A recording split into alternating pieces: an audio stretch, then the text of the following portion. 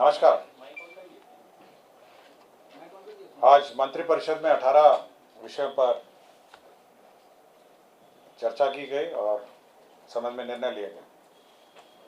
सबसे महत्वपूर्ण निर्णय राज्य में शिक्षकों की बहाली के संबंध में लिए गए।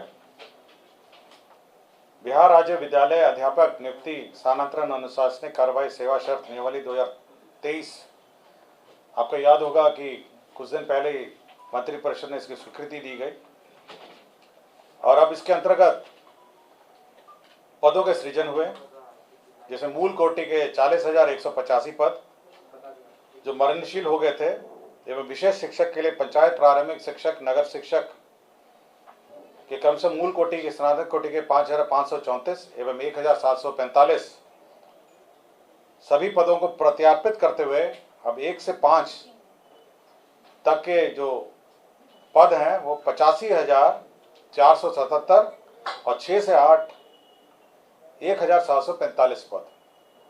तो ये आप समझ सकते हैं कि कुल जो पद सृजित हुए हैं वो 85,477 जो 1 से 5 के लिए और 6 से 8 के लिए 1,745 पद का सृजन हुआ है। साथ ही साथ इसमें यह भी निर्णय हुआ है कि ये जो परीक्षा है वो बिहार प्रशासनिक बीपीएससी द्वारा परीक्षा ली जाएगी। यह भी निर्णय मंत्रिपरिषद ने लिया है और साथ ही साथ इसका जो वेतनमान है उसका भी निर्धारण किया है। वेतनमान में जो प्राथमिक विद्यालय में मूल कोटि का जो अध्यापक का मूल पद है वो 25,000 होगा और जो स्नातक कोटि के विद्यालय अध्यापक का मूल वेतन है 28,000 होगा। तो इस पूरे पद का जो सृजन हुआ है इसमें कुल व्यय होगा 4,629 करोड़ 4,629 करोड़ अनुमानित 46 अरब 29 करोड़ 23 लाख 7,120 रुपए का व्यय होगा। तो ये मंत्रिपरिषद ने जो टीचर्स का जो पद सृजन है आपका 1 से 5 और साथ ही साथ आपका 6 से 8 का पद सृजन, साथ ही साथ उसका मूल कोटि का वेतन निर्धारण और साथ ही साथ इसका जो नियुक्ति की प्रक्रिया है उसका भी निर्णय मंत्रिपरिषद ने आज लिया है। इसके साथ ही साथ जो बिहार राज्य विद्यालय अध्यापक नियुक्ति स्थानांतरण अनुशासनिक कार्रवाई सेवा शर्त नियमावली 2023 है, इसमें जो 11 से 12 और 9 से 10 के भी पद सृजित किए गए हैं, जिसमें 11 से 12 तक के जो विद्यालय अध्यापक हैं 57,618 पद सृजित हुए हैं और 9 से 10 के लिए 33,186 पद हैं। तो आप समझ सकते हैं कि 4 आंकड़े हैं जो महत्वपूर्ण हैं। 1 से 5 के हैं 85,477, 6 से 8 के हैं 1,745, आपके 11 से 12 हैं 57,618 और 9 से 10 हैं 33,186। तो 4 आंकड़ों को अगर आप टोटल करेंगे तो आपको ग्रैंड टोटल मिल जाएगा कि कितने पदों का सृजन हुआ है। ठीक है, और सभी के वेतनमान भी निर्धारित हो गए हैं और सभी का जो नियुक्ति का प्रक्रिया है वह भी हो गया। 11 से 12 जो विद्यालय के अध्यापक हैं उनको 32,000 मूल पे होगा और 9 से 10 का है 31,000 मूल पे होगा। जो 11 से 12 है 32,000 उसका मूल पे होगा, मूल पे, और 9 से 10 है उसका मूल पे होगा 31। मूल वेतन के अलावा मैं बता देता हूँ, मूल वेतन के अलावा आपका 42% डीए होता है। ठीक है, 8% एचआरए होता है, हाउस रेंट अलाउंस, फिर सीटीए अलाउंस होता है 1,500 के आसपास प्लस डीए, मेडिकल होता है आपका 1,000। इसके अलावा आपका पेंशन कंट्रीब्यूशन होता है, पेंशन में जो कंट्रीब्यूशन है सरकार देती है वो भी सरकार देती है और उसके बाद ग्रॉस सैलरीज का निकाला जाता है। तो डीए, एचआरए, सीटी जो सरकारी ना आम जो नॉर्मल हमारे सरकारी कर्मचारी और पदाधिकारी का जो व्यवस्था है वही रहेगा। सीधा ट्रेजरी से, राज्य के कोष से सीधा वेतन मिलेगा। और जो पेंशन की जो नियमावली है और पेंशन की जो व्यवस्था न्यू पेंशन स्कीम में है, वही पेंशन इन पर भी लागू होगी। तो ये एक महत्वपूर्ण निर्णय है जो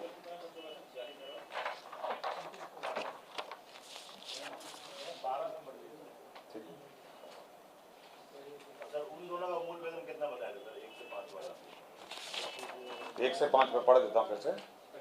25,000 है 1 से 5 का, 6 से 8 का है 28,000, 9 से 10 का है 31,000 और 11 से 12 है 32,000। अब इस पे आप 42% डीए जोड़िएगा, 8% एचआरए जोड़िएगा, फिर सीटीए जो होता है 1,500 का वो जोड़िएगा, फिर इस पर डीए और जोड़िएगा, फिर मेडिकल 1,000 जोड़िएगा, उसके बाद आपको नेट सैलरी आएगा। उसके बाद फिर पेंशन कंट्रीब्यूशन जो है सरकार देती है 14%। 14% सरकार का पेंशन कंट्रीब्यूशन होता है, वो 14% और जोड़िएगा, तब आप मोटा मोटी ग्रॉस सैलरी पे आएंगे। ठीक है? सर एक शिक्षक को कितना मिल जाएगा? अलग अलग कक्षा का अलग अलग होगा ना, अलग अलग का अलग अलग है। अगर लिखा हुआ तो बता दीजिए, हम लोग जोड़ भी नहीं पाएंगे। आप जोड़ लीजिएगा, मैंने बता दिया मंत्रिपरिषद में, ये टोटल नहीं था, मैं जितना मंत्रिपरिषद के एजेंडा में है मैं बता, मेरे पास है, मैं आपको। सर ये कब तक फिल हो जाएंगे 1 लाख? देखिए ये राज्य सरकार का निर्णय है कि जल्द से जल्द इसको इमीडिएटली एग्जाम कंडक्ट किया जाए, उसको भरे जाए सारे बीपीएससी के थ्रू। सारे बीपीएससी का। टोटल 178 आ रहा है सर, 1,78,000। आप जोड़ लिए हैं ना, मैं आपको जोड़ लिया ना आपने। देखिए अब टोटल आप एक बार फिर जोड़ लीजिए, 85,000 हो गए आपके प्राइमरी, 1,800 आपके हो गए, 1,800 कितने हुए? 18 है, 1,745 हो गए आपके। कितना हो गया आपके प्राइमरी हो गए 85,477। आपका मिडिल ये 6 से 8 हो गए 1,745। आपके 11 से 12 हो गए आपके 57,618, 57,618। और 9 से 10 हो गए 33,186। तो चारों का टोटल कर लीजिए अपना है टोटल 1,78,000। और मोटा मोटी जो राज्य सरकार पे जो भार पड़ेगा टोटल, मतलब सब मिला के, तो करीब 11,000 करोड़ का है। ठीक है ना, टोटल मैंने बता भी दिया आपको, 11,000 करोड़ आसपास इन सबका वेतन। ये आपने जो बताया sir 4,629 crore, what is that? एक आपने बताया टोटल कौन सा? हाँ टोटल मैंने बताया ना आपको, 4,000। अनुमानित है 46,029 करोड़ अनुमानित है, अरब 29 करोड़ 23 लाख है। एक अनुमानित ये है, और दूसरे में आपका अनुमानित व्यय मैं बता देता हूँ कितना होगा। 5,994, 59 अरब 94 करोड़ 22 लाख 24,000, दोनों जोड़ लीजिए। ठीक है, ये परिवहन के संबंध में एक महत्वपूर्ण निर्णय है।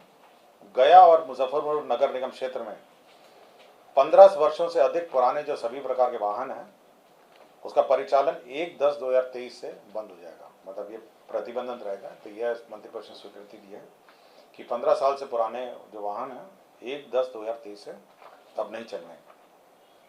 इसके साथ साथ राज्य सरकार ने एक अन्य मामलों में परिवेशीय वायु गुणवत्ता सुधार के लिए गया नगर निगम, मुजफ्फरपुर नगर निगम के सभी प्रकार के डीजल चालित तिपहिया वाहन का परिचालन 30/9/2023 की मध्य रात्रि प्रतिबंध किए जाने एवं बिहार स्वच्छ ईंधन योजना 2019 का अवधि विस्तार 31/3/2024 तक क्षेत्र विस्तार गया एवं मुजफ्फरपुर नगर निगम में किए जाने एवं इस योजना में पटना, गया, मुजफ्फरपुर के तिपहिया मालवाहक वाहनों के लिए अनुदान, तो अब अनुदान का प्रावधान है, रिप्लेसमेंट का अनुदान है और साथ ही साथ नए खरीदने का और रेट्रोफिटिंग का भी अनुदान है।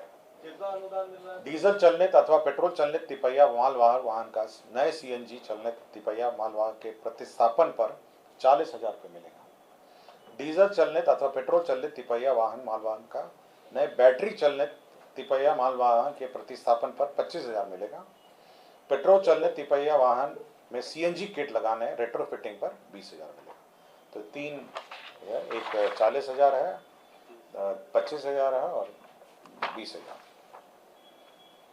शिक्षा विभाग का एक अन्य मामला था जिसमें अल्पसंख्यक शैक्षणिक संस्थाओं का शैक्षणिक संस्थाओं में दर्जा देने का यह व्यवस्था की गई है। जो अल्पसंख्यक शैक्षणिक संस्था है इसके लिए शिक्षा विभाग को प्राधिकृत किया गया है, लेकिन शिक्षा विभाग प्राधिकृत मतलब अप्रूव करने के पूर्व अल्पसंख्यक कल्याण विभाग से अनापत्ति संचिका में लेते हुए यह अनुमान्यता निर्गत करेगी। तो यह एक महत्वपूर्ण निर्णय है। देखिए, अल्पसंख्यक शैक्षणिक संस्थाओं का दर्जा कुछ संस्थाओं को मिलता है, इसके लिए नियमावली अलग है। आपको जानकारी होगा कि इसके लिए अलग से नियमावली भारत सरकार की भी है, और ये national commission for minority education institution act 2004 का एक एक्ट है, the national commission for minority education institution act 2004। इसके अंतर्गत प्रावधान है कि कैसे अल्पसंख्यक संस्थाओं को कैसे मान्यता दी जाए। तो हाँ, ये अल्पसंख्यक ये जो स्कूल्स हैं, माइनॉरिटी स्कूल्स हैं, क्रिश्चियन स्कूल्स हैं, ये सारे स्कूल्स हैं जो स्कूल्स हैं। नहीं, कोई अप्लाई करेगा कि हम अल्पसंख्यक संस्था हैं, हम लोग हाई स्कूल चलाना चाहते हैं, हमको अल्पसंख्यक संस्था का श्रेणी का दर्जा दिया जाए, अल्पसंख्यकों के विशेष के लिए है, तो उसमें ये प्रावधान है। ये एक्ट जो एक्ट मैंने आपको बताया, ये 2004 का एक्ट है, the national commission for minority education institution act 2004। इसमें एक अप्रोप्रिएट अथॉरिटी किसी को निर्धारित करना था जो ये अप्रूवल देगा।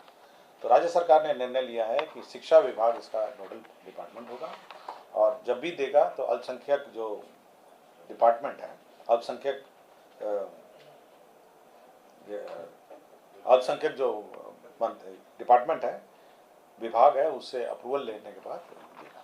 अभी तक सर इसका प्रावधान पहले कुछ था क्या? पहले ये बहुत ही पुराने एक नियम से चलता था, मेरे ख्याल से 1969 या किसी का कोई नियम से चलता था। तो अब ये जो लेटेस्ट एक्ट के आधार पर ये दिया जाएगा। पहले बहुत पुराना एक नियम था, इसके आधार पर दिया जाता था, अब ये नए नियम दिया। मैं आपको कैबिनेट का निर्णय कम्युनिकेट कर रहा हूँ, ये विभाग आपको बताएगा कि ये अभी अप्लाई, ये जो नए जो अप्लाई करेंगे उनको मान्यता देने के लिए ये प्रावधान। ये निजी जो चलाते हैं वो लोग अप्लाई करेंगे। हाँ, जो कहेंगे कि हम अल्पसंख्यक संस्था, हमारा रजिस्ट्रेशन अल्पसंख्यक संस्थाओं में होना चाहिए, उनको अलग से कोई प्रिविलेजेस भी हैं, तो उनका रजिस्ट्रेशन की प्रक्रिया और उनको मान्यता देने की प्रक्रिया सरकार, राज्य सरकार ने निर्धारित की है। इसमें क्या फाइनेंशियल एड भी होगा सर? कुछ फाइनेंशियल एड? ये अभी केवल मान्यता है, तो पहले तो मान्यता है, उसके बाद एडमिशन की कुछ प्रक्रियाएं हैं, कुछ छूट है, ये सब हैं। तो पहले ये मान्यता है कि अल्पसंख्यक एजुकेशन संस्था का मान्यता। Basically they will be governed by state government education. ये जो रूल्स हैं, जो एक्ट है, उसके प्रावधान में वो होंगे, और अल्पसंख्यक शैक्षणिक संस्थाओं को मान्यता प्राप्त करने का, ठीक है ना। समाज कल्याण में पहले आपको याद होगा कि 10,000 बैटरी चालित ट्राईसाइकिल उपलब्ध कराने का निर्णय राज्य सरकार ने पिछले साल लिया था। तो इस साल भी लागू होगी, लेकिन ये जो 10,000 की लिमिट है उसको राज्य सरकार ने शिथिल कर दिया है। तो जितना बजट होगा उतना हम लोग, जितनी आवश्यकता होगी उसके अनुसार हम लोग इनको वितरण करेंगे। तो 10,000 की सीमा है वो बंद कर दी, शिथिल कर दिया है, और साथ ही साथ इस वर्ष भी योजना चालू है। भारत सरकार की एक योजना है, महिला एवं बाल विकास मंत्रालय भारत सरकार, वित्तीय वर्ष 2022-23 एवं 25-26 तक मिशन शक्ति योजना को स्वीकृत किया है। इसमें 59,80,52,417 रुपये है। तो बेसिकली इसमें जो भारत सरकार ने विभिन्न योजनाएं थी, उनकी मल्टीपल छोटी छोटी योजनाएं थी, उसको कंबाइन करके उसको मिशन शक्ति योजना करके उन्होंने नाम दिया है, और 59,80,52,417 का इसमें योजना होगा। इसमें भारत सरकार का अंश होगा 50,65,63,93,297, और बिहार सरकार का इसमें राज्य अंश होगा 9,14,59,120। ये एक महत्वपूर्ण योजना है भारत सरकार की जो स्वीकृत हुआ है। इसमें आप पब्लिक को कैसे क्या सुविधा मिलेगी? इससे सारी पुरानी ऑनगोइंग योजनाएं हैं, जैसे वन स्टॉप सेंटर है, आपका वन स्टॉप सेंटर महिलाओं के लिए चलता है, बेटी बचाओ बेटी पढ़ाओ घटक है, महिला हेल्पलाइन चलता है इसमें, और प्रधानमंत्री मातृत्व वंदना योजना है। ये सारी 4 योजनाएं हैं जो चलती थी, इसको कंबाइन करके एक योजना करा गया। पंचायती राज विभाग में अब हर पहले जो लेखापाल और आईटी सहायक है वह सीमित थे, जिसमें 4 या 2 करके कंबाइंड हम लोगों ने सैंक्शन किए थे। अब हर पंचायत में लेखापाल से आईटी सहायक का लिए 6570 पदों का सृजन किया गया है। ये संविदा आधारित होगा। पहले 4 पंचायतों पे 1 के दर से कुल 2096 थे, इसको बढ़ा के 6570 कर दिया गया। तो हर पंचायत में अब लेखापाल से आईटी सहायक आप पदस्थापित होगा।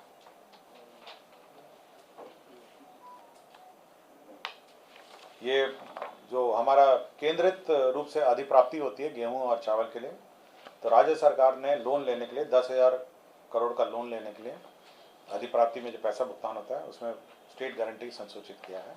यह इस पर अनुमति दी गई है। 2000 पंचायत सरकार भवन के निर्माण की स्वीकृति राज्य सरकार ने दी है। इसमें 41 अरब 71 करोड़ 16 लाख रुपए व्यय होंगे। तो 2000 पंचायत सरकार भवन, यह पंचायत सरकार भवन अब जो ग्रामीण अभियंत्रण संगठन है LAEO, स्थानीय क्षेत्र अभियंत्रण संगठन योजना एवं विकास विभाग की है, उसके माध्यम से अब ये निर्माण किए जाएंगे। तो निर्माण का एजेंसी बदल दिया गया, ये महत्वपूर्ण है। और जो LAEO है ना, ग्रामीण हाँ जो नहीं ये स्थानीय क्षेत्र अभियंत्रण संगठन, जो लोकल एरिया इंजीनियरिंग ऑर्गेनाइजेशन, जो स्थानीय क्षेत्र है, जो मुख्यमंत्री क्षेत्र विकास योजना का कार्यान्वयन करते हैं, बहुत सारी योजनाएं कार्यान्वयन करते हैं स्थानीय क्षेत्र में, तो उनके माध्यम से यह निर्माण होंगे। तो 2000 हमारे पंचायत सरकार भवन होंगे और सभी पंचायत सरकार भवन का अलग अलग टेंडर निकलेगा, मतलब कोई क्लबिंग नहीं होगा। एक पंचायत अभी संभवतः पंचायत अपने करता था, अलग अलग निकलेगा, कोई क्लबिंग करके निकला है। 2000 टेंडर निकलेंगे और ताकि स्थानीय क्षेत्र में जो अभिकर्ता हैं भाग ले सकें और उसका निर्माण कर सकें। पंचायत सरकार भवन, ये एशियन डेवलपमेंट बैंक के माध्यम से 3 शहरों में पेयजल योजना चल रही थी, भागलपुर और गया में। तो एशियन डेवलपमेंट बैंक का फेज 1 जो है 493 करोड़ का फेज 1 भागलपुर में चल रहा था। अब उसकी वर्तमान अनुमानित लागत 299.41 करोड़ रुपए की अब पुनरीक्षित प्राथमिक स्वीकृति दी गई है और बचे हुए कार्य अब राज्य योजना मद से किए जाएंगे। अब ADB के स्थान पर राज्य योजना मद से योजना का कार्यान्वयन किया जाएगा। इसी तरह फेज 2 जो है एशियन डेवलपमेंट बैंक भागलपुर का 331 करोड़ 35 लाख का पुनरीक्षित प्रशासनिक स्वीकृति दी गई है और बचे हुए कार्य अब राज्य योजना से होंगे। तो ADB के स्थान पर राज्य योजना होगा। इसी तरह गया में भी 485.84 करोड़ का योजना की प्रशासनिक स्वीकृति दी है और बचे हुए कार्य को यह राज्य योजना मद से किया जाएगा। ये तीनों योजना इन शहरों में पेयजल की जो योजनाएं हैं, जो तीनों ही गंगा जल से संबंधित है। भागलपुर भी गंगा जल से ही सप्लाई होता है पानी और गया वाले भी गंगा जल से। तो इनका जो क्षेत्र में जो तीनों स्थानों में जो पेयजल योजनाओं का कार्यान्वयन है, अब जो बचा हुआ कार्य है ADB के स्थान पर राज्य योजना से किया जाएगा।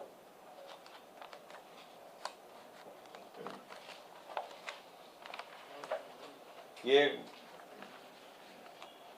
बिहार मानसिक स्वास्थ्य देखभाल राज्य मानसिक स्वास्थ्य प्राधिकरण नियमावली यह स्वीकृत की गई है और इसमें अब जितने भी लोग मानसिक स्वास्थ्य से संबंधित कार्य कर रहे हैं उन पर सुपरविजन रखने के लिए एक कमेटी बनाई गई है और इस कमेटी के माध्यम से अब किया जाएगा और एक प्राधिकरण बनाया जाएगा। तो प्राधिकरण के माध्यम से सुपरविजन होगा और इस प्राधिकरण के जो हेड होंगे वो स्वास्थ्य विभाग के अंतर्गत होगा और स्वास्थ्य विभाग के अपर मुख्य सचिव इसके कमेटी में। इसी तरह जिला स्तर पर भी है और राज्य स्तर पर भी एक कमेटी है।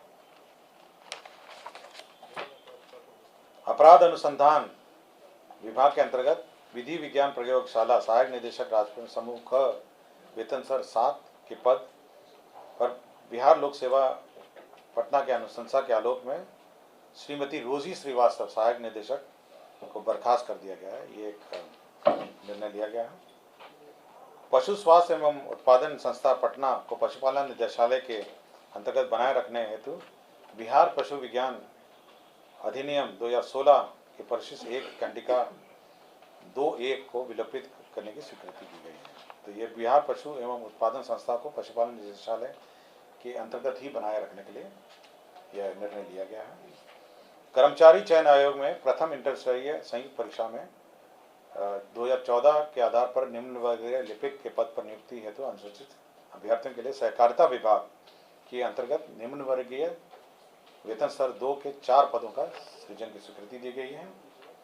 और राज्य सरकार जो हर साल बाजार ऋण लेती है लोन, उसके बारे में स्वीकृति दी गई है। तो कुल लोन जो सरकार लेगी वो है 39,000 करोड़ 49,365 करोड़ का लोन लेगी, जिसमें बाजार ऋण है 44,429, नाबार्ड से ऋण प्राप्त करेगी 3,000 करोड़, वर्ल्ड बैंक और एडीबी और अन्य स्रोत से 1,875 और राष्ट्रीय सहकारिता बैंक से 61 करोड़। राज्य सरकार कुल लोन जो वापसी इस साल करेगी वो है 25,558 23,558 और टोटल जो नेट ऋण जो लेगी सरकार वो है 25,807 जो राज्य सरकार की सीमा के अंतर्गत है। धन्यवाद।